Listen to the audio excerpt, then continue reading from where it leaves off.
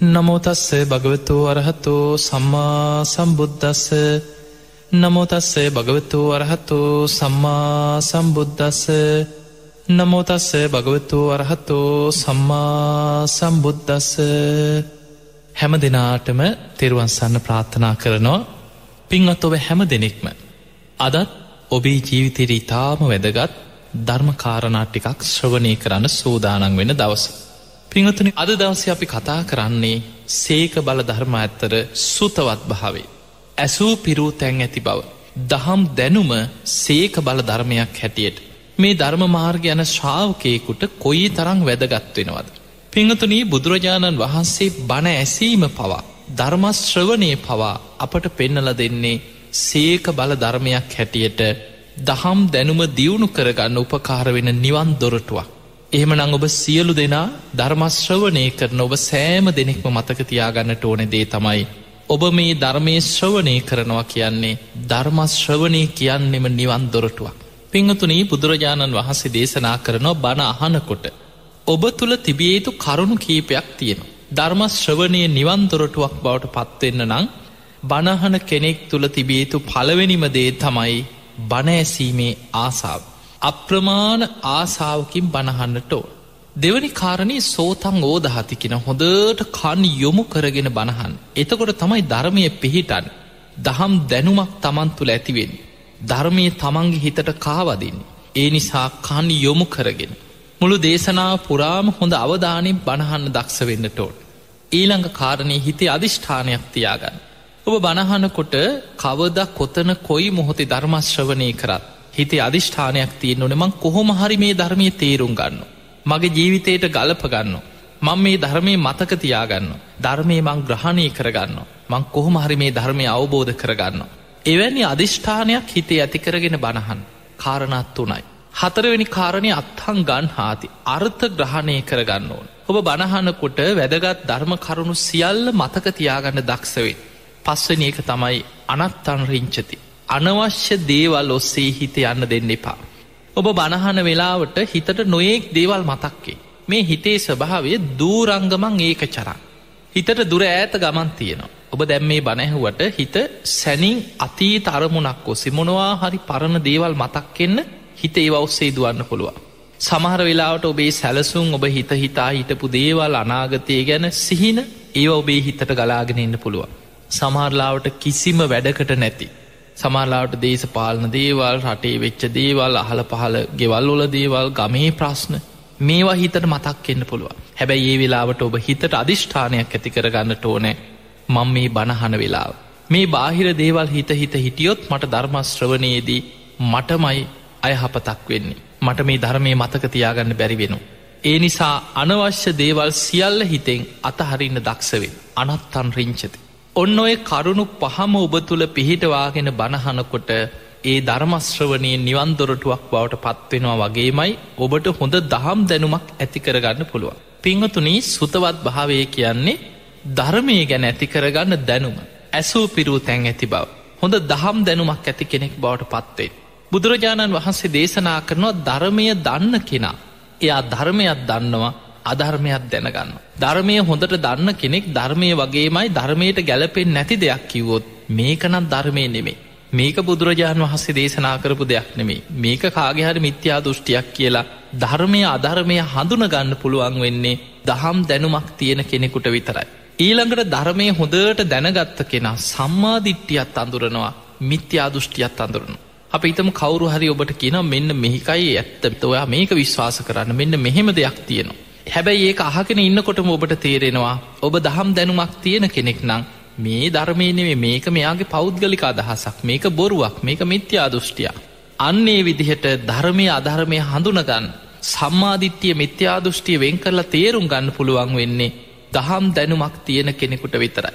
ඒ නිසා බුදුරජාණන් වහන්සේ ඔබට පෙන්නනවා උන්වහන්සේ රාජකුමාරයෙක්. බුදුරජාණන් වහන්සේ කියන්නේ බුදු වෙන්න පෙර රාජකුමාරයෙක් හැටියට මේ රාජ ශිල්ප ශාස්ත්‍ර සියල්ල රටක් පාලනය කරන හැටි සියල්ල ඉගෙනගත්ත රාජකුමාරයෙක්. සුද්ධෝදන රජතුමාගේ පුත්‍රරත්නේ. උන්වහන්සේට මේ රාජ්‍ය පාලන ක්‍රම ගැන සියල්ල ගැන පුදුම දැනුමක් තිබුණා. උන්වහන්සේ දහම් දෙසනකොට මේ සියලු සැප සම්පත් අතහැරලා පුංචි රජකමක් නෙමේ අතහැරි. උන්වහන්සේට සක්විති රජකම් පවා ලැබෙන්න තියෙද්දි තමයි ඒ සියල්ල අතහැරලා විමුක්තියක් හොයාගෙන ගියේ. බුදුරජාණන් වහන්සේ දහම් දෙසනකොට බොහෝ අවස්ථාවල් වල මේ රාජ්‍ය පාලන ක්‍රම මේවා ආදර්ශයට අරගෙන ඒවා උපමාවලට අරගෙන දහම් දෙසුවා. නගර සූත්‍රයේ කියලා තියෙනවා අංගුත්තර නිකායේ බොහොම ලස්සන දේශනාවක්. මේ දේශනාවේ බුදුරජාණන් වහන්සේ වදාළේ රටක් ආරක්ෂා කරගන්න රජ කෙනෙක් තමන්ගේ රටේ ආරක්ෂාව පිණිස අනුගමනය කළ යුතු ක්‍රියාමාර්ග රැසක්. ඒ අතර ඒ කාලේ රජවරු පරිහරණය කරපු ක්‍රම පාවිච්චි කරපු ක්‍රම ආරක්ෂිත ක්‍රම ගැන දේශනා කරනකොට බුදුරජාණන් වහන්සේ වදාළ මහණෙනි රජවරු තමන්ගේ රටේ ආරක්ෂාව පිණිස තමන්ගේ දේශ සීමාව වටේට ගැඹුරු දියාගලක් හනිනවා. ඊළඟට උස්සූ තාප්පයක් බඳිනවා. තමන්ගේ රටේ මේ සීමාව සම්පූර්ණයෙන්ම ලොකු තාප්පකින් කොටු කරගන්න ආරක්ෂාවට. ඊළඟට නගරේ මැද උස්සූ ඒසිකා ස්තම්භය කියලා ගැඹුරුවට පොළොව හාරලා කුළුණක් පිහිටවන. මේ කුළුණ උඩට නගින්න පුළුවන්. නැගලා බලනකොට ඈතට පේනවා ඈතින් කවුරු හෝ සතුරු සේනාවක් එනවද කියලා ඈතට බලන්න පුළුවන් උස්සූ කුළුණක් නගරේ මැද පිහිටව ගන්න. ඒ විදිහට ඊළඟට සිවුරග සේනාවල් රැස් කරනවා තමන්ගේ රටට යම්කිසි කුමන්ත්‍රණයක් සතුරු බලවේගයක් විරුද්ධ පාක්ෂික රජ කෙනෙක්ගෙන් කුමන්ත්‍රණයක් සතුරු සේනාවක් ආවොත් යුද්ධ කරන්න හොඳ සිවුරංග සේනාවක් රැස් කරනවා. ඔය වගේ ක්‍රම ගණනාවක් කියනකොට බුදුරජාණන් වහන්සේ වදාළ මහණෙනි බැරි වෙලාවත් තමන්ගේ රටට යම්කිසි යුද්ධයකට මුහුණ දෙන්න සිදු වුණොත් සතුරු කුමන්ත්‍රණයකට මුහුණ දෙන්න සිදු වුණොත් යුද්ධ කරන්න නම් රජ කෙනෙකුට හොඳ ආයුධ තියෙන්නට ඕන. නවීන ආයුධ තියෙන්න ඕන. ඉක්මනින් ක්‍රියාත්මක කළ හැකි ආයුධ ගබඩා රැසක් රජ කෙනෙක් තමන්ගේ රටේ ආරක්ෂාව පිණිස රැස් කරනවා. ඔහොම දේශනා කළ බුදුරජාණන් වහන්සේ ඔය එකින් එකට උපමා කරනවා මහණෙනි නිවන් මාර්ගයේ කරා යන ශ්‍රාවකයන්ටත් මේකත් යුද්ධයක් වගේ දෙයක් කියනවා. කෙලෙස් යුද්ධයක් තියෙන. මාරයා එක්ක කෙලෙස් එක්ක කරන කෙලෙස් යුද්ධයක්. ඒ නිසා කෙලෙස් යුද්ධයට යන මගේ ශ්‍රාවකයන්ටත් ආයුධ ගබඩාවක් හා සමානයි කියව දහම් දැනුම. බුදුරජාණන් වහන්සේ වදාළ රජ කෙනෙකුට තමන්ගේ රටේ ආරක්ෂාව පිණිස සතුරු සේනාවන් පරාජය කිරීම පිණිස අවියායුධ රැස් කර ගන්නවද ඒ වගේමයි කෙලෙස් යුද්ධයට යන මගේ ශ්‍රාවකයන්ගේ දහම් දැනුම. හොඳ දහම් දැනුමක් තියෙන කෙනා කෙලෙස් යුද්ධයේ ජය ගන්නවා. හොඳ දහම් දැනුමක් තියෙන කෙනා සම්මාදිට්ඨිය මිත්‍යා දෘෂ්ටිය වෙන් කරලා හඳුනගන්න. හොඳ දහම් දැනුමක් තියෙන කෙනා කුසල් අකුසල් මොනවද පව්පින් මොනවද හරි වැරැද්ද මොකක්ද ධර්මය අධර්මය මොකක්ද මේ සියල්ල තෝරා බේරාගෙන නිවැරදි මාර්ගයේ තෝරගෙන නිවන් මගේ ගමන් කරන්න දක්ෂ කෙනෙක් වෙනවා හොඳ දහම් දැනුමක් තියෙන කෙනා. ඒ නිසා පිංගතුනි හොඳ දහම් දැනුමක් ඇති කරගන්න දක්ෂ වෙන්නට ඕන.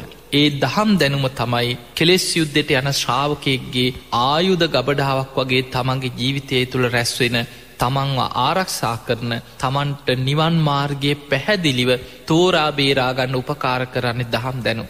ඊළඟට ඔබ අහලා ඇති පහාරාද සූත්‍රය කියලා තියෙන අංගුත්තර නිකායේ බොහොම ලස්සන දේශනාවක්. මේ පහාරාද කියන අසුරේන්ද්‍රය බුදුරජාණන් වහන්සේගෙන් අහනවා ස්වාමීනි භාග්‍යතුන් වහන්සේ ඔබ වහන්සේගේ ශ්‍රාවකයෝ මේ භික්ෂු භික්ෂුණී උපාසක උපාසිකාව බුද්ධ ශාසනයට බොහොම ආස කරනවා. බුද්ධ ශාසනයට බොහොම ඇලුම් කරනවා. මේ ශාසනය ගැන හරිම ආසාවෙන් සිත් තලවාගෙනම ඉන්නවා අපි දකිනවා. ස්වාමීනි ඇයි මේ මොකක්ද මේකේ රහස කියලා අහනවා. බුදුරජාණන් වහන්සේ මහා සාගරයේ උපමා කරගෙන පහාරාදට කරුණු 8ක් දේශනා කරනවා මගේ ශ්‍රාවකයෝ බුද්ධ ශාසනයට සිත් තලවාගෙන වාසය කරන්නේ මෙන්න මේ කාරණා නිසා කියලා. එතනදී බුදුරජාණන් වහන්සේ වදාළ පහාරාද අසුරයන් වන ඔබත් ඔබේ අසුර පිරිසත් මහා සාගරයට ආස කරනවා මහා සාගරයේ තියෙන වටිනා වස්තුව දැකලා. මේ මුහුද තුල අපි නොදැක්කට මේ මහා සාගරයේ තුල තියෙන වටිනා සම්පත් බුදුරජාණන් වහන්සේ වදාළ මුතු මැණික් සක් සිලා වෙරළුමිනි ආදී වටිනා මාණික්‍ය රත්න මිලකල නොහැකි තරම් වටිනා සම්පත් සාගර පතුලේ තියෙනවා. දිව්‍ය ලෝකේ ඉන්න දිව්‍ය අසුරයන් දෙව්ලොව ඉඳන් බලනකොට දකිනවා මහා මුහුදේ තුල තියෙන වටිනා වස්තුව. ඒ වටිනා වස්තුව දකින මේ අසුරයන් මහා මුහුදට ආස කරනවා මහා සාගරය කියන්නේ සම්පත් සාගරයක්. වටිනා වස්තුව පිරිච්ච තැනක් නේද කියලා මුහුදට ආස කරන අසුරු. බුදුරජාණන් වහන්සේ වදාලා පහාරාද මගේ ශ්‍රාවකයොත් ඔය වගේ තමයි. මගේ ශ්‍රාවකයෝ දකිනවා මේ බුද්ධ ශාසනයේ තියෙන වටිනා දේවල් ඒ අය බුද්ධ ශාසනයේ තියෙන වටිනාම මාණික්‍ය රත්න 37ක් හඳුනගන්න. ඒ තමයි සතර සතිපට්ඨාන. මේ බුද්ධ ශාසනයේ තියෙන වටිනාම මාණික්‍ය තමයි සතර සතිපට්ඨාන.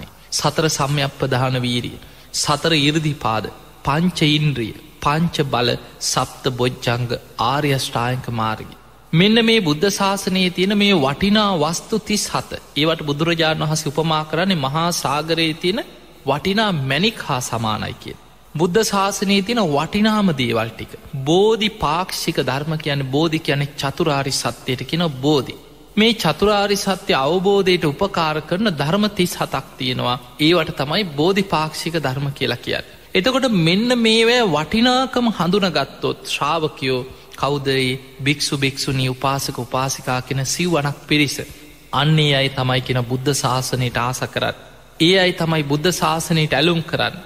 ඒ අය තමයි බුද්ධ ශාසනය තුළ සිත් අලවාගෙන, සිත් පිහිටවාගෙන කොයි තරම් වටින ශාසනයක්ද, කොයි තරම් වටිනා ධර්මයක්ද, මොන තරම් උතුම් ධර්මයක්ද මේ කියලා ශාසනයට ඇලුම් කරගෙන සිත් අලවාගෙන වාසය කරන්නේ මේ බුද්ධ ශාසනයේ තියෙන බෝධිපාක්ෂික ධර්මයන්ගේ වටිනාකම හඳුනගෙනයි කියලා බුදුරජාන් වහන්සේ පහාරාද සූත්‍රයේදී දේශනා කරනවා. එහෙමනම් පින්වතුනි, මේ බණහන ඔබට බුද්ධ ශාසනය ගැන සිත් තලවනවනම්, ඔබට පැහැදුනානම්, ඔබ බෞද්ධයෙක් නම්, ඔබට ශාසනය ගැන ඇත්තටම පැහැදීමක් තියෙනවනම්, ඔබ මේ ගැඹුරු ධර්ම කොටස් ගැන සිත් තලවන්නට ඕන.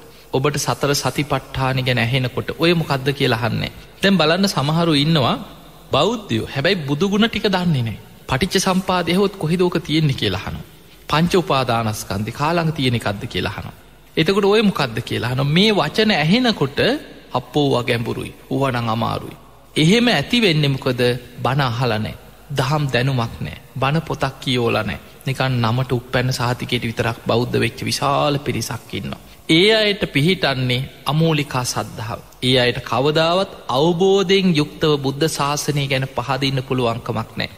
ඒ නිසා කෙනෙක් බුද්ධ ශාසනය ගැන පැහැදුනා නම්, බුදුරජාණන් වහන්සේ වදාළේ මගේ ශ්‍රාවකයෝ බුද්ධ ශාසනය ගැන සැබෑ පැහැදීමකින් යුක්ත වෙනවා නම්, ඒ අයට බුද්ධ ශාසනයේ තියෙන මේ වටිනා සම්පත් ගැන දැනුමක්, වැටහීමක්, නුවණක්, නිරවුල් වැටහීමක් තියෙන්නට ඕනේ. අන්න එහෙමනම් පින්වතුනි, උතුම් සතර සතිපට්ඨාන ගැන ඔබ බණ අහන්න පුරුදු වෙන්න. ඒ ගැන බණ පොත්පත් ඕන තරම් තියෙනවා. ඒ පොත්පත් හොයාගෙන කියවන්න. නිරවුල්ව ඒ සතිපට්ඨාන ගැන වැටහීමක් ඇති කරගෙන, සතිපට්ඨාන කියන්නේ සිහිය දියුණු කරගන්න භාවනා ක්‍රම. සතර කියන්නේ කායානුපස්සනා, වේදනානුපස්සනා, චිත්තානුපස්සනා, ධම්මානුපස්සනා කියන කොටස් හතරට. සති කියන්නේ සිහිය. ප ဋ ාණය කියන්නේ ඒ තුළ සිහිය පිහිටවාගෙන සිහිය දියුණු කරගන්න ක්‍රම. එහෙමනම් මේ මනුස්ස ජීවිතයක් ලැබූ ඔබට ඔබේ සිහිය දියුණු කරගෙන හිත දියුණු කරගන්න උපකාර වෙන භාවනා ක්‍රම තමයි සතර සතිපට්ඨානෙ උගන්වන්නේ. මේ සතර සතිපට්ඨානෙ දේශනා කරද්දීම බුදුරජාන් වහන්සේ වදාලා, මහණෙනි, මේ සතර සතිපට්ඨාන කියන්නේ ඒකායනෝ අයම් භික්ඛවේ මග්ගෝ. මහණෙනි, එකම මාර්ගයයි තියෙන්නේ. සත්තානං විසුද්ධිය. මේ කෙලෙස් වලින් අපිරිසිදු වෙලා ඉන්න සත්වයන්ගේ පිරිසිදු භාවයේ පිණිස. ශෝක පරිද්දවාන සමතික්කමාය. ශෝක වැළපීම් වලින් නිදහස් වීම පිණිස. දුක්ඛ දෝමනස්සානං අත්ථංගමාය. කායික මානසික දුක් දුම්නස් වලින් නිදහස් වීම පිණිස. නිබ්බානස්ස සච්චි කිරියාය. නිවන සාක්ෂාත් කර ගැනීම පිණිස. ඒ තමයි යදිදං චත්තාරෝ සතිපට්ඨාන. මේ උතුම් සතර සතිපට්ඨාන. එහෙමනම් පින්වතුනි, මේ නිවන් මගක් හැටියට පෙන්නපු කෙලෙසුන්ගෙන් මිදෙන්න, හිත අපිරිසිදු වෙලා ඉන්න කෙලෙස් වලින් හිත පිරිසිදු කරගන්න, ශෝක වැළපීම් වලින් නිදහස් වෙන්න, දුක් දුම්නස් වලින් නිදහස් වෙන්න, නිවන කරා යන උපකාර වෙන එකම ධර්මයේ වන සතර සතිපට්ඨාන ගැන ඔබට දැනුමක්, වැටහීමක් තියෙන්නට ඕනේ. අන්නේ තුලින් තමයි ඔබ බුද්ධ ශාසනය ගැන පහදින්නේ. එහෙමනම් සතර සතිපට්ඨාන ගැන හොඳ දැනුමක් ඇති කරගන්න මහන්සි වෙන්න, සුතවත් බෞද්ධයෙක් බවට පත් වෙන්න නම්. ඊළඟට සතර සම්‍යක්ප්‍රධාන වීරිය. සතර සම්‍යක්ප්‍රධාන වීරිය කියලා කියන්නේ උපන්නා වූ අකුසල් ප්‍රහාණය කිරීම පිණිස ඔබ ඇති කරගන්න වීරිය. නූපන් අකුසල් නූපදවීම පිණිස ඔබ ඇති කරගන්නවා වීරිය. කායිකද මානසිකවද මං කොහොම හරි අකුසල් වලින් වළකිනවා කියලා ඔබ අකුසල් ප්‍රහාණය කරන්න, අකුසලෙන් වළකින්න ඇති කරගන්න වීරිය.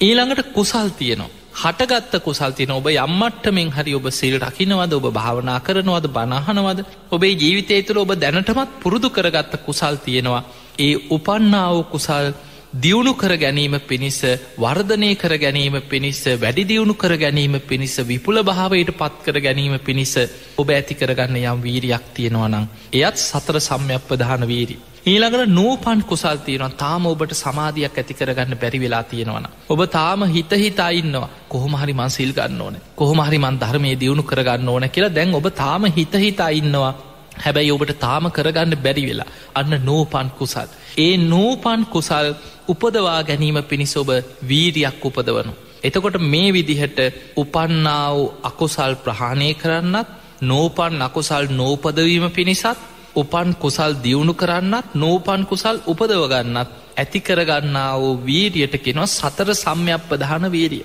එතකොට මේ වීරිය කොහොමද අපි ඇති කරගන්නේ? කොහොමද දියුණු කරගන්නේ? කොහොමද නිවන් මාර්ගයට Taman තුල වීරිය ඇති කරගන්නේ? මේ ගැන බුදුරජාණන් වහන්සේගේ ශ්‍රාවකයෙකුට ධර්මානුකූල දැනුමක් තියෙන්නට ඕනේ. අන්න ඒ තුලින් තමයි සුතවත් ශ්‍රාවකයෙක් බවට පත් වෙන්නේ. එහෙමනම් ඔබ බෞද්ධයෙක් නම් ඔබට සතර සතිපට්ඨාන ගැන නිරවුල් දැනුමක් තියෙන්නත් ඕනේ. සතර සම්‍යක්ප්‍රධාන වීරිය ගැන නිරවුල් දැනුමක් තියෙන්නත් ඕනේ. ඊළඟට බුදුරජාණන් වහන්සේ වදාළ සතර ඉර්ධිපාද ධර්මයන්. ඡන්ද ඉර්ධිපාදේ, විරිය ඉර්ධිපාදේ, චිත්ත ඉර්ධිපාදේ, විමර්ශා ඉර්ධිපාදේ කියලා ඉර්ධිපාද හතරක් තියෙනවා. නිවන කරා ඔබව අරගෙන යන උපකාර වෙන කැමැත්ත මං කොහොම හරි ධර්ම මාර්ගයේ කරා යනවා කියලා තමන් තුල ඇති වෙන ආසාව කැමැත්ත. ඒකට කියනවා ඡන්දේ. නිවන් අවබෝධය පිණිස ඇති කරගන්න කැමැත්ත ඡන්ද ඉර්ධිපාදයක් හැටියට ඔබ ධර්ම මාර්ගය අරගෙන යනවා. ධර්ම අවබෝධය පිණිස ඇති කරගන්න වීරිය, විරිය ඉර්ධිපාදේ. ඊළඟට ධර්ම අවබෝධය පිණිස තමන් තුල තියෙන අදිෂ්ඨානෙ මං කොහොම හරි මේක කරනවා. කොහොම හරි මං අඩුම ගානේ සෝවාන්වත් වෙනවා. කොහොම හරි මං සතර අපායෙන් මිදෙනවා. අන්න ඒ වගේ තමන්ට තියෙනවා නම් දැඩි අදිෂ්ඨානයක්. ඒ අදිෂ්ඨානය ඔබව නිවනට අරගෙන යනවා. ඒ තමයි චිත්ත ඉර්ධිපාදේ. ඊළඟට විමර්ශා කියන්නේ නුවණින් විමසීම. අපි ඒකට කියනවා යෝනිසෝ මනසිකාරයේදී. ධර්මාවබෝධයට උපකාර වෙන විදිහට තමන්ගේ කල්පනාව මෙනෙහි කිරීම මනසිකාරය ඔබ යොදවනවා නම් ඒක ඉර්ධිපාදයක් හැටියට ඔබ නිවනට අරගෙන යනවා. එතකොට මේ සතර ඉර්ධිපාද ගැන අන්න දැනුමක් තියෙන්න ඕන බුදුරජාණන් වහන්සේගේ ශ්‍රාවකයෙක් නම්. ඊළඟට පංච ඉන්ද්‍රිය ධර්ම, පංච බල ධර්ම. පංච ඉන්ද්‍රිය කියන්නේ සද්ධා ඉන්ද්‍රිය, විරිය ඉන්ද්‍රිය, සති ඉන්ද්‍රිය, සමාධි ඉන්ද්‍රිය, ප්‍රඥා ඉන්ද්‍රිය. කරුණු පහක් තියෙනවා. මේවා ඉන්ද්‍රිය ධර්ම හැටියට සද්ධාව, වීරිය, සතිය කියන්නේ සිහිය, සමාධිය, ප්‍රඥාව තමන්ගේ ජීවිතයත් එක්ක බැඳිච්ච ඉන්ද්‍රිය ධර්ම හැටියට නිවන් මාර්ගය යන ශ්‍රාවකයෙක් දියුණු කරගන්නේ කොහොමද කියලා මේ ධර්මයේ තුල නිවනට උපකාර වෙන මේ ධම් දැනුම ගැන ඔබට තියෙන්න ඕනේ වැටහීමක්, දැනුමක්, නිරවුල් අවබෝධයක්. ඒකට කියනවා සුතවත් භාවය. පංච ඉන්ද්‍රිය ධර්ම ගැන ඇති කරගන්න දැනුම. ඊළඟට පංච බල. අර ඉන්ද්‍රිය ධර්මම තමයි වැඩෙනකොට තමා තුල බලයක් බවට පත් වෙන්නේ. සද්ධා බලං, විරිය බලං, සති බලං, සමාධි බලං, ප්‍රඥා බලං මේ විදිහට බල ධර්ම බවට පත් වෙනවා. ඊළඟට සප්ත බොජ්ජංග ධර්ම. සති සම්බොජ්ජංගේ, ධම්මවිචේ සම්බොජ්ජංගේ, විරිය සම්බොජ්ජංගේ, ප්‍රීති සම්බොජ්ජංගේ, පස්සද්ධි සම්බොජ්ජංගේ, සමාධි සම්බොජ්ජංගේ, උපේක්ඛා සම්බොජ්ජංගේ මේ විදිහට නිවන කරා යන උපකාර වෙන බොජ්ජංග ධර්ම හතක් බුදුරජාණන් වහන්සේ දේශනා කරනවා. ඊළඟට ආර්ය අෂ්ටාංගික මාර්ගයේ සම්මා දිට්ඨි, සම්මා සංකප්ප, සම්මා වාචා, සම්මා කම්මන්ත, සම්මා ආජීව, සම්මා වායාම, සම්මා සති, සම්මා සමාධි කියන මේ ආර්ය අෂ්ටාංගික මාර්ගයේ කොහොමද වැඩෙන්නේ? සීල සමාධි ප්‍රඥා හැටියට මේක දියුණු වෙන්නේ කොයි විදිහටද? නිවන් මාර්ගේ ගමන් කරන ශ්‍රාවකෙක් කොහොමද මේ ආර්ය අෂ්ටාංගික මාර්ගේ වඩා ගන්න? අන්න ඒ ගැන නිරවුල් දැනුමක් තියෙනවා නම් අන්න ඒ කෙනා බුදුරජාණන් වහන්සේගේ ශ්‍රාවකෙක්. බුද්ධ ශාසනයේ මැනවින් හඳුනගත්ත දහම් දැනුමක් තියෙන, ශ්‍රුතවත් භාවයක් තියෙන, බුද්ධ ශාසනය ගැන අවබෝධයෙන් පැහැදිච්ච කෙනෙක් බවට පත් වෙනවා. පින්වතුනි, සද්ධාව වුණත් ස්ථීරව Taman තුල පිහිටන්න නම් බුදුරජාණන් වහන්සේ දේශනා කරන්නේ මහණෙනි, සද්ධාව අවබෝධයෙන් ඇති වෙනවා කියන්නේ දහම් දැනුමක් තුල ඇති කරගන්න සද්ධාව. එහෙම නැතුව කෙනෙක් වඳිනවා දිහා බලලා කෙනෙක් පෙරලෙන්න පුළුවන් එතන ගිහිලා සාදු කිය කී. තව කෙනෙක් පින්කම් කරනවා දිහා බලලා කරන්නම් වාරේ කරන්න පුළුවන්. සමහරලාට පරම්පරාවෙන් ආපු විදිහට අම්මා තාත්තා බුදුන් ඇඳ ආච්චිලා සීයලා පේන්න බුදුන් අඳිනවා.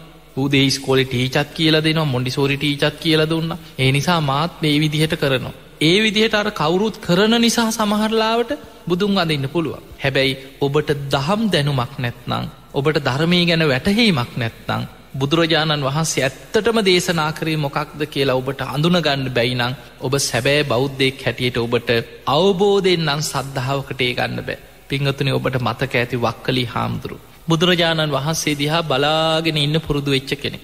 උන්වහන්සේගේ රූපයට තමයි වක්කලි හාමුදුරුවෝ ආස කරේ. හැබැයි බුදුරජාණන් වහන්සේ වදාලා වක්කලි ඇස් දෙකෙන් නම් තථාගතයන් වහන්සේ දිහා කොච්චර බලාගෙන හිටියත් ඔබට බුදුරජාණන් වහන්සේ කියන්නේ කවුද කියලා අඳුනගන්න බෑ කිව්වා. බුදුරජාණන් වහන්සේ වදාලා මාව අඳුනගන්න නම් යෝ ධම්මං පස්සති සෝ මං පස්සති. ඔබ ධර්මයේ දකින්න.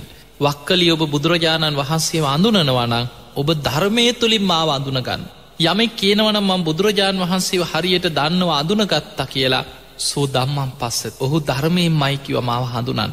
ඒ කියන්නේ පින්වතුනි මෙන්න මේ වගේ දෙයක්. දැන් අපි බුදුරජාණන් වහන්සේ දේශනා කරපු ධර්මයේ ඉගෙන ගන්න. ඔන්න සතර සතිපට්ඨාන, සතර සම්‍යක්පදාන වීරිය, සතර ඉර්ධිපාද, පංචේන්ද්‍රිය, පංච බල, සප්ත බොජ්ජංග මේ ගැඹුරු ධර්ම කොටස් අපි ඉගෙන ගන්නකොට අපිට හොඳ දහම් දැනුමක් ඇති වෙනවා. මේ දහම් දැනුම අපිට ඇති වෙනකොට ධර්මයේ තුලින් අපිට සද්ධාාවක් ඇති වෙනවා. මේ ධර්මේ නම් පරම ගහම්බීරයි. මේ ධර්මේ නම් බොහෝම ගැඹුරු ධර්මයක්. එකිනෙකට ගැලපෙන ධර්මයක්, ස්වාක්ඛාතයි. මනාකොට දේශනා කරපු ධර්මයක්. සන්දිට්ඨිකයි. මේ ජීවිතේම අවබෝධ කරන්න පුළුවන් ධර්මයක්. ඒහි පස්සික ඕනෑම කෙනෙකුට ඇවිල්ලා මේ ධර්මය තමන්ගේ ජීවිතයට ගලපලා අත්හදා බලනකොට ඒ ධර්මයේ තමා තුලින් ගලපනකොට තමන්ට ප්‍රතිඵල නෙලා ගන්න පුළුවන්. ඊළඟට මේ ධර්මය තමා තුලින් දකින්න තියෙන ඕපනයිකයි. තමා තුලින් බලන්න තියෙන පච්චත්තං වේදිතබ්බෝ විඤ්ඤෝයි. ප්‍රඥාවන්ත කෙනා තමයි තම නැනපමණින් මේ ධර්මය අවබෝධ කරගන්නේ. මේ තියෙන ගුණ තුලින් ධර්මීය වැටහෙන්න තමන්ට සද්ධාාවක් ඇති වෙනවා. මේසා පරම ගාම්භීර ධර්මයක් දේශනා කරපු බුදුරජාණන් වහන්සේ නම් ඒකාන්තයෙන්ම නිකලෙස් කෙනෙක් විය යුතුයි. සාමාන්‍ය කෙලෙස් සහිත කෙනෙකුට නම්, සාමාන්‍ය මිනිස්සෙකුට නම් මේ වගේ පරම ගාම්භීර ධර්මයක් නම් දේශනා කරන්න බෑ. එහෙමනම් මෙවැනි ධර්මයක් දේශනා කරපු බුදුරජාණන් වහන්සේ නම් ඒකාන්තයෙන්ම අරහං, ඒකාන්තයෙන්ම සම්මා සම්බුදු කෙනෙක්මයි මේ වගේ ධර්මයක් දේශනා කරන්නේ. ඒකාන්තයෙන් විද්‍යාචරණ සම්පන්න, සුගත, ලෝකවිදු, අනුත්තරෝ පුරිස ධම්මසාරති, සත්තා දේව මනුස්සාන, බුද්ධෝ භගවා කියන ගුණවලින් යුක්ත කෙනෙක්මයි කියලා අන්න ධර්මයේ තුලින් බුදුරජාණන් වහන්සේ ගුණ වශයෙන් අඳුනගත්තා. ඒක තමයි අවබෝධයෙන් සද්ධාවට එන ක්‍රමය.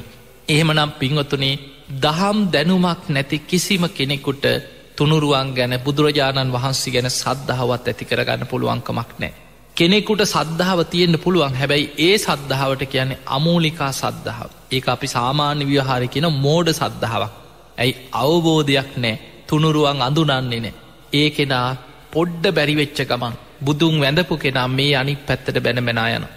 සමහර වෙලාවට මේ දන් දෙනවා, මේ ආපස්සට බනිනවා, මේ ධර්මයට ගරහනවා. ඒකට හේතුව ඒ කෙනා සම්මා දිට්ඨිය අඳුරන්නෙත් නැහැ, මිත්‍යා දෘෂ්ටි අඳුරන්නෙත් නැහැ. එයා ධර්මයේ දන්නෙත් නැහැ, අධර්මයේ දන්නෙත් නැහැ. ඔක්කොම පටලගත්ත කෙනෙක්. ඒ නිසා පින්වතුනි, නිවැරදිව ධර්මයේ අඳුනගෙන ධර්ම මාර්ගයේ තුල ඔබ ජීවිතේ සුගතිගාමී වෙන විදිහට දහම් දැනුම ඇති කරගෙන ඒ ධර්මයෙන් ප්‍රයෝජනයක් ගන්න නම් අන්න ඔබට හොඳ නිරවුල් දහම් දැනුමක් ඇති කෙනෙක් බවට පත් වෙන්න. ඇසූ පිරූ තැන් ඇති බවට පත් වෙන්න. ඒකට කියනවා ධර්මයේ සුතවත් භාවය. මේක සීක බලයක්. සීක කියන්නේ පින්වතුනි, ධර්ම මාර්ගේ ගමන් කරන ශ්‍රාවකයාට කියන්නේ සීක කියලා.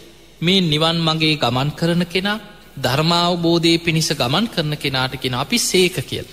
සද්ධානුසාරී, ධම්මානුසාරී, සෝවාන්, සකදාගාමි මාර්ගයේ, සකදාගාමි ඵලයේ, අනාගාමි මාර්ගයේ, අනාගාමි ඵලයේ, අරහත් මාර්ගයේ කියන මේ මාර්ගයේ ගමන් කරන ශ්‍රාවකයන්ට කියන්නේ සීක. ඒ අය තාම මාර්ගයේ ගමන් කරන, මාර්ගය තුල හික්මෙනවා. හැබැයි රහතන් වහන්සේලාට මාර්ගයේ ගමන් කරලා ඉවර වෙච්ච අයට අපි කියනවා අසීක. ඒ අය ගමන් කරලා ඉවරයි. ඒ අයට කියන්නේ අසීක කියලා. ඒ නිසා මේ ධර්ම මාර්ගයේ ගමන් කරන ශ්‍රාවකයෙකුට තියෙන බල ධර්ම ටික තමයි සීක බල කියලා කියන්නේ. එහෙමනම් ඒ ධර්ම මාර්ගයේ ගමන් කරන ශ්‍රාවකයෙක්ගේ පළවෙනිම නිවන් මාර්ගයේ කරා යන උපකාර කරන බලය තමයි සද්ධාව තියෙන්න ඕන. අවබෝධයෙන් යුතු සද්ධාව. එහෙමනම් අපිට පේනවා අවබෝධයෙන් යුක්ත සද්ධාාවක් ඇති වෙන්නත් දහම් දැනුම තියෙන්න ඕන. ඊළඟ දෙවනි සීක බල ධර්මයේ තමයි සිල්වත්කම. සීලයක් කොහොමද ආරක්ෂා කරගන්න? ඒක සීක බලධර්ම. ඊළඟට තුන්වෙනි එක තමයි දහම් දැනුම. දහම් දැනුම කියන්නේ සුතවත් භාවය. අපිට මේ නිවන් මාර්ගය යන ශ්‍රාවකයෙකුට නිවන් මාර්ගයේ පටල ගන්නේ නැතුව, ඒ මාර්ගයේ ටික දුරක් ගිහිල්ලා මේකත් නිවන් මාර්ගය තමයි කියලා මිත්‍යා දෘෂ්ටියකට මුලා වෙන්නේ නැතුව, ධර්මයේ අධර්මයේ පටලගෙන සමහර අය ඉන්නවා ධර්මයේ කියලා හිතාගෙන ඔවුන් බොහෝ කාලයක් වැරදි භාවනා ක්‍රම අනුගමනය කළ අමාරුවේ වැටෙනවා. සමහරලාට ජීවිත කාලෙම ගිහිලා තියෙන මිත්‍යා දෘෂ්ටියක් පස්සේ.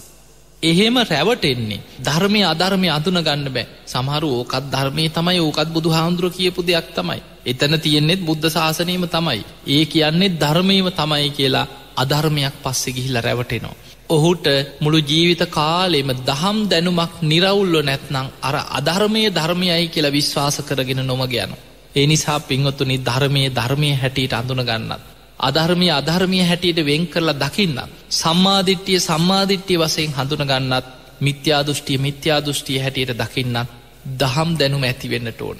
අන්නේ දහම් දැනුමට කියනවා සුතවත් භාවය. එවැනි නිවැරදි දහම් දැනුමක් තියෙන කෙනාට නිවන් මාර්ගය යාගන්න පහසුයි. ඒ නිසා පින්වතුනි, ඔබේ ජීවිතය තුළ ඔබ දහම් දැනුම ඇති කරගන්න ප්‍රතිපදාවකේද ඔබ සැලසුම් කරගන්න ජීවිතේ මම දවසකට එක බණක් අහන්න පුරුදු වෙන. ඒ අහන බණ ධර්ම ගෞරවයෙන් අහන්න, සද්ධාවෙන් අහන්න. දැන් ඔබ බලන්න ආපස්සට ඔබට මතක තියෙන අතීතෙ දිහා, මේ රටේම මීට අවුරුදු 10කට 15කට එහා ගැන හිතන්න. ඔබේ සමහරලාට මිය පරලොව ගිය ආච්චිලා සීයලා, ඔබේ පවුල්වල ඥාතීන් ගැන හිතන්න. ඒ අයට මේ වගේ ධර්මය අහන්න අවස්ථාවක්, පරිසරයක් ඉස්සර මේ රටේ තිබුණේ නැහැ. ඉස්සර ඔය රජයේ ගුවන් විදුලියක පෝයකට විතරයි බණක් හරි ගියේ. හැබැයි ඉස්සර ගුවන් විදුලි නැහැ, බණක් අහන්නවත් නැහැ. මිනිස්සු බොහෝම අමාරුවෙන් තමයි සමහර ලාවට බණක් අහන්න සූදානම් වෙන. පෝයට විතරයි බණ යන්නේ, පෝය ධර්ම දේශනාව කියලා.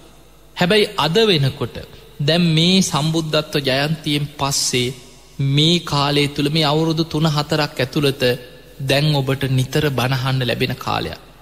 ඔබට හැම නාලිකාවකම වගේ ධර්ම දේශන ඇහෙනවා. නිතර බණ යන නාලිකා තියෙන. එක බණක් කියනකොට තව බණ, ඒ බණ ඉවරනොත් තව බණ. ඒ වගේ නිතර බණ යන.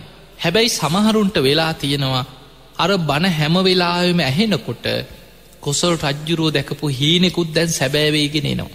කොසල් රජ්ජුරුව දැක්කා හීන 16ක් මහා සුපින ජාතකයේ සඳහන් වෙනවා. ඒ අතර තියෙනවා කොසල් රජ්ජුරුව දකිනවා සඳුන් අරටුවක් අනාගතේ කුණුමාලු ගානට විකිනෙනවා. බුදුරජාණන් වහන්සේ මේක විස්තර කරනවා, රජතුමනි, මගේ ධර්මය සඳුන් අරටුවක් වගේ වටිනා ධර්මය අනාගතේ බොහොම කුණුමාලු ගානට විකිනිලා යන කාලයක් එනවා. අන්න ඒ වගේ මිනිස්සුන්ට ධර්මයේ නිතර ඇහෙනකොටත් ඒකේ වටිනාකමක් නැති වෙලා ගිහිල්ලා. සමහරු ඉන්නවා, අපි දකිනවා බණක් අහනකොට ධර්ම ගෞරවයෙන් බණහන්, ධර්මයට අගෞරවයක් වෙන විදිහට බණහන්න පුරුදු වෙන්න එපා.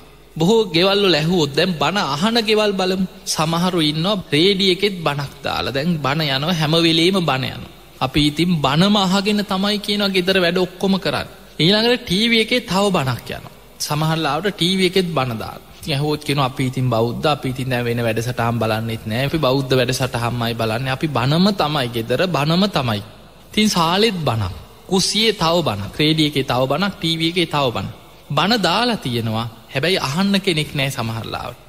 එතකොට දැන් බණ දාලා තියෙනවා ගෙදර, අහන කෙනෙක් නෑ. ගෙදර වැඩ ඔක්කොම කරනවා. අර කොසල් රජුරුවන්ගේ හීනේ තමයි ඔය සැබෑ වෙලා තියෙන්නේ. සඳුන් නරටුවක් කුණුමාලු ගහන්න වැටලා තියෙන්නේ දැන්. ඒ නිසා පින්වතුනි, ඔහේ බණ දාලා තියෙනවට වැඩිය ධර්මයට අගෞරවයක් වෙන විදිහට බණ දාලා වෙන වැඩ කර ඉන්න එපා.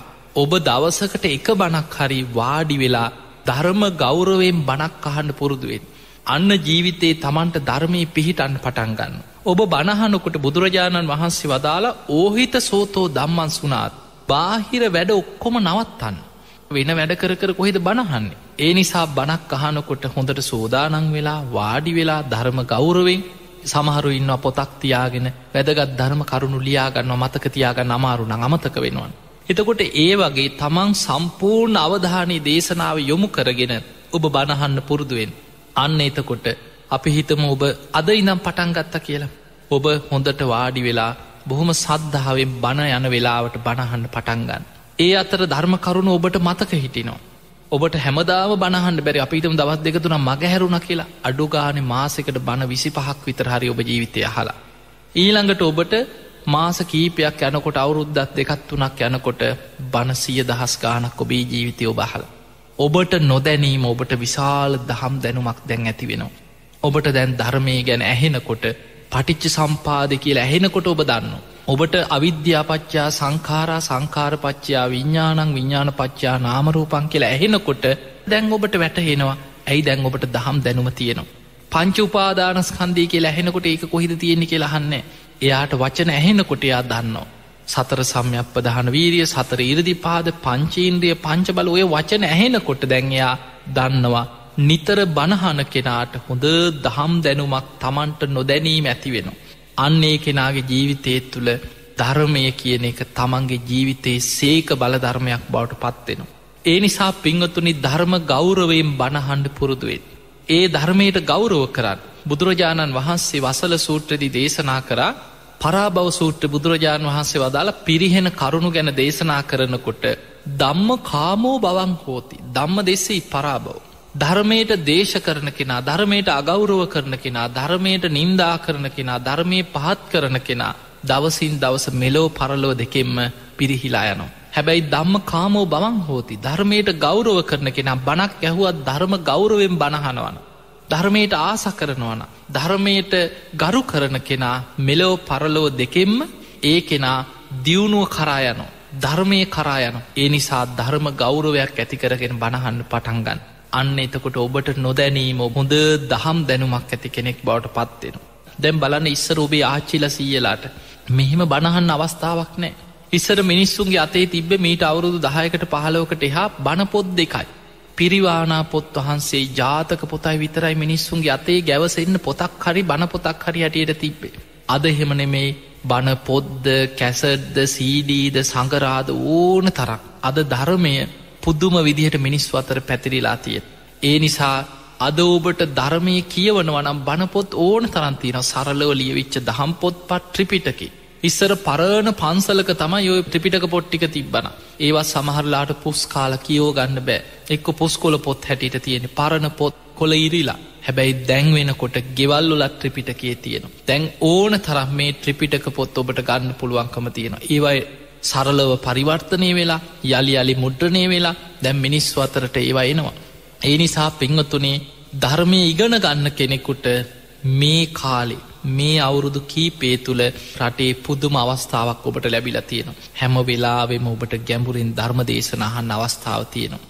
ඒ වගේම ඔබට ජීවිතයේ තුල ධර්මයේ ඉගෙන ගන්න අවස්ථාව ලැබිලා තියෙනවා. බණ පොත්ද, කැසට්ද, CDද ඕන තරම්. ඔබ අන්තර්ජාලය පරිහරණය කරන කෙනෙක් නම් මුළු ත්‍රිපිටකයම ඔබට තියෙනවා. ඔබට ඕන දේශනාවක නම ගහපු ගමන් ඕනෑම භාෂාවකින් මේ ධර්මයේ කියවන්න ඔබට පුළුවන්කම තියෙනවා. ඒ නිසා පින්වතුනි මේ ලැබිච්ච මනුස්ස ජීවිතය තුළ ඔබට ඇස් දෙකක් ඇතුව ඉපදුනා.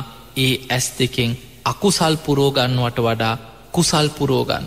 ඒ ඇස් දෙකෙන් පුළුවන් තරම් බණ පොත් කියවන්න. දහම් දැනුම ඇති කරගන්න. ඔබට කන් දෙකක් ඇතුව ඉපදුනා. ඒ කනෙන් ඇහෙන දේවල් ඔස්සේ රාග දේශ මෝහ වැඩෙන අකුසල් රැස්වෙන දේවල් ජීවිතේ එකතු කරගන්නවට වඩා ඔබ බණහන්න පුරුදු වෙන්න. ධර්ම ශ්‍රවණයට ආස කරන්න. එහෙම බණහනකොට ඔබේ ජීවිතයේ තුල කාලයක් යනකොට හොඳ දහම් දැනුමක් ඇති වෙනවා. ඒ නිසා ඔබ කියවීමෙන් වේවා, ඇසීමෙන් වේවා, ඒ අහන ධර්ම කරුණු නුවණින් විමස මානසිකාරයේදීමෙන් වේවා, ධර්ම සම්මර්ෂණයෙන් වේවා ඔබට හොඳ දහම් දැනුමක් ජීවිතේ පුරුදු කරගන්න පුළුවන්. ඒක සීක බල ධර්මයක් බවට පත් වෙනවා. එහෙමනම් පින්වතුනි මේ ලැබිච්ච මනුස්ස ජීවිතයේ තුල ඔබට ධර්මයේ කරා යන්න උපකාර වෙන බල ධර්මයක් තමයි දහම් දැනුම, සුතවත් භාවය. ඒක සීක බල ධර්මයක්. එහෙමනම් සද්ධාව කියන්නේ සීක බල ධර්මයක්. සිල්වත්කම කියන්නේ ධර්ම මාර්ග යන ශ්‍රාවකයෙකුගේ සීක බල ධර්මයක්. අද දවසේ අපි කතා කරේ සුතවත් භාවය, දහම් දැනුම ඇති කරගන්නේ කොහොමද?